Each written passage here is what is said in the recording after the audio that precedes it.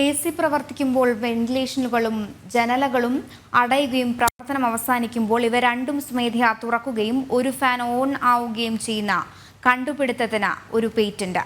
കോഴിക്കോട് പാലാഴി ഇരിങ്ങല്ലൂരിലെ physician doctor TN രാജേഷിന്റെ ആശയത്തിനാണ് patent ലഭിച്ചത്.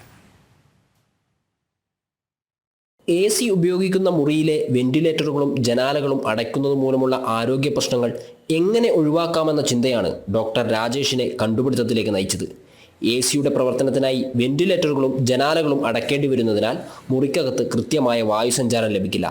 ഇതെങ്ങനെ പരിഹരിക്കാം എന്ന ആലോചനയും കണ്ടുപിടുത്തത്തിലേക്ക് വഴിതെളിച്ചു. നാച്ചുറൽ വെന്റിലേഷൻ എന്ന് പറയുന്ന ഒരു സ്വാഭാവിക പ്രക്രിയയാണ്. ഇത് നടന്നാൽ മാത്രമേ നമുക്ക് സാധാരണഗതിയിൽ ഈ റൂമിൽ നല്ലോണം നമുക്ക് ഓക്യുപ്പൈ ചെയ്യാൻ പറ്റുള്ളൂ. അപ്പോൾ ഈ പ്രക്രിയ അങ്ങ് തടസ്സപ്പെടുകയാണ് ഈ വെന്റിലേറ്റർ ക്ലോസ് ചെയ്യുന്നത് മൂലം.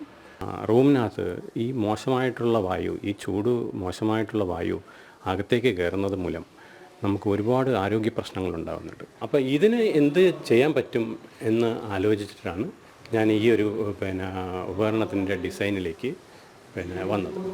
നമ്മൾ ഒരു AC വർക്ക് ചെയ്യുന്ന സ്ഥലത്ത് നമ്മൾ നോക്കിയാൽ കാണാം ഒരുപാട് ജലാംശം താഴേക്ക് വീഴുന്നതായിട്ട്.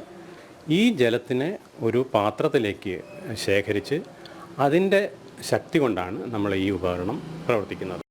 ആവശ്യാനുസരണം വെന്റിലേഷനുകളും ജനാലകളും ഓട്ടോമാറ്റിക്കായി അടക്കാനും തുറക്കാനും കഴിഞ്ഞാൽ AC ഉപയോഗവും അതുവഴി വൈദ്യുതി ഉപയോഗവും കുറയ്ക്കാൻ സാധിക്കും.